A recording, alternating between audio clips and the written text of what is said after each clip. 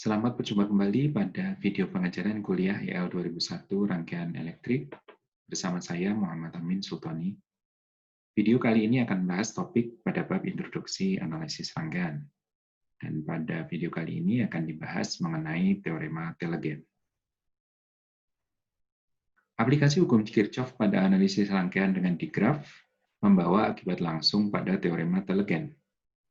Teorema Telegen menyatakan bahwa jika pada sebuah digraf arus dan tegangan pada semua cabang yang memenuhi KCl dan KVL, maka jumlah produk arus tegangan pada semua cabangnya adalah sama dengan 0. Untuk menjelaskan teorema Telegen, kita gunakan digraf berikut. Digraf ini terdiri dari 4 node dan 6 cabang. Misalnya kita pilih nilai arus pada semua cabang sehingga KCl dipenuhi pada digraf ini.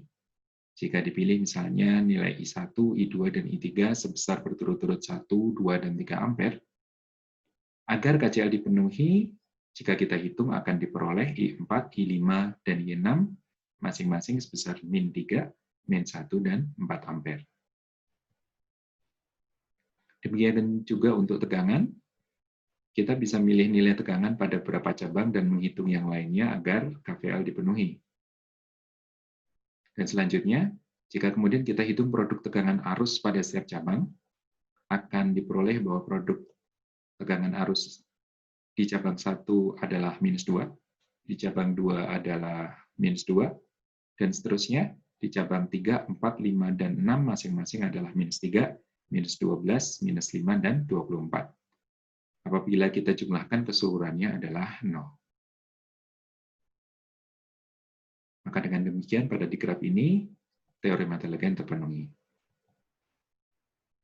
Perlu diperhatikan bahwa syarat teorema Telegen adalah terpenuhinya KCl dan KVL pada suatu rangkaian.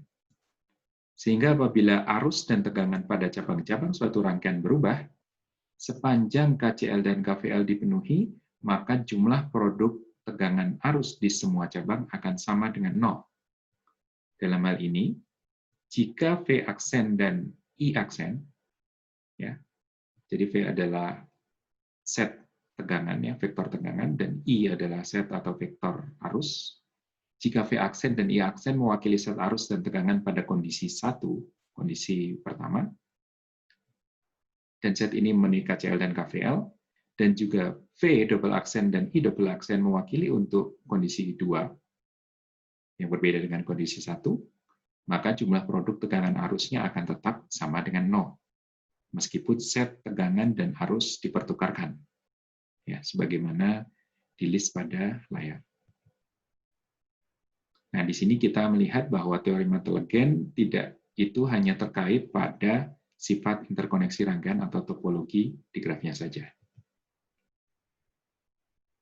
Kesimpulannya bahwa pada suatu digraf berlaku hubungan antara 3 aspek pada rangkaian elektriknya, yaitu yang pertama teorema Telegen, kemudian KVL pada tegangan semua cabang, dan KCl untuk arus pada semua cabang. Dari 3 ini, apabila 2 aspek dipenuhi, maka otomatis aspek yang ketiga juga pasti terpenuhi. Teorema Telegen menyatakan bahwa jumlah aljabar produk tegangan arus semua cabang, semua rangkaian adalah sama dengan 0. Produk tegangan arus itu, kalau mengikuti konvensi daya pasif, memperlihatkan bahwa daya atau laju perubahan energi yang dialirkan ke elemen pada suatu cabang. Karena jumlah aljabar di seluruh rangkaian adalah sama dengan 0, ini bermakna bahwa terjadi konservasi energi. Namun, karena pada teorema Telegen, set arus dan tegangan tidak harus merupakan arus dan tegangan pada waktu yang sama, ini berarti bahwa aplikasi dari teorema Telegen bersifat lebih umum dan lebih luas dibandingkan pada teori hukum konservasi energi. Sebagai contoh, bila kita punya network N, ya, rangkaian N yang hanya berisi resistor, pada saat R2, perhatikan pada gambar, R2 adalah R di sebelah kanan, saat R2 bernilai 2 ohm dan V1 adalah 6 volt, apabila pada cabang 1 diukur arus, maka arus yang mengalir adalah minus 2 ampere. Perhatikan bahwa minus arah arus I1 itu arahnya masuk ke terminal positif dari V1.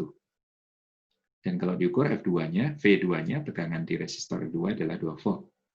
Artinya, sumber V1 memberikan energi ke semua resistor di dalam network N, termasuk R2, sebesar 12 watt. Ya, 12 watt karena arusnya adalah minus 2 dan tegangannya 6 volt. Produknya adalah 6 kali minus 2 adalah minus 12. Makna minus 12 berarti V1 menyuplai energi ke sirkuit yang lain. Jadi, artinya sumber V1 memberikan energi ke semua resistor termasuk R2 sebesar 12 watt. Dan arus I2 sama dengan 1 ampere. Jika R2 diubah menjadi 4 ohm, ya, dan V1 itu diubah menjadi 10 volt, kalau diukur kembali akan dihasilkan I1 adalah minus 3 ampere. Nah, dengan teorema Legend kita akan coba menghitung V2. Perlu kita perhatikan bahwa dalam network N terdapat rangkaian yang terdiri atas resistor semua, yang bersama sumber tegangan V1 dan R2 membentuk rangkaian dengan jumlah cabang total. Kalau di dalam N misalnya ada K, berarti totalnya adalah K plus 2. Kalau kita totalkan semuanya termasuk V1 dan R2 ada K cabang, artinya ada K-2 resistor di dalam rangkaian N. Masing-masing resistor menerima daya sebesar P sama dengan P kali I. Sesuai teorema Legend, jumlah aljabar produk tegangan arus di semua cabang adalah sama dengan 0. Di sini, V1, I1 memperlihatkan daya yang diserap oleh sumber tegangan V1, yang bernilai negatif karena sumber tegangan tersebut memberikan energi ke rangkaian. Kemudian, V2, I2 adalah daya yang diserap resistor R2, dan suku ketiga adalah jumlah seluruh produk tegangan arus dalam rangkaian N. Perhatikan persamaannya.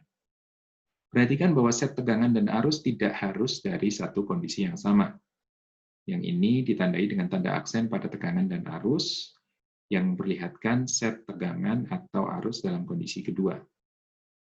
Saat nilai R2 dan sumber tegangan V1 berubah.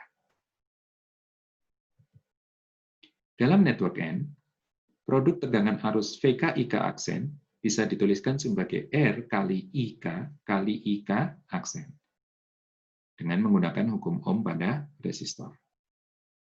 Kalau kita ubah asosiasinya, pengelompokannya, jadi kita mengasosiasikan R dengan IK aksen akan diperoleh bahwa VK-IK aksen sama dengan VK aksen IK. Akibatnya, jumlah seluruh produk tegangan arus pada rangkaian N adalah sama saat set tegangan dan arusnya saling dipertukarkan. Akhirnya, persamaan hanya menyisakan suku untuk cabang 1 yang berisi sumber tegangan V1 dan cabang 2 yang berisi resistor R2. Nah, kita tinggal menyelesaikan persamaan tersebut dengan memasukkan nilai-nilai V1, I1, V2, dan I2 yang sesuai. Setelah dihitung, kita akan peroleh nilai V2 aksen sama dengan 4 volt. Demikian video ajar kali ini, semoga bermanfaat dan terima kasih.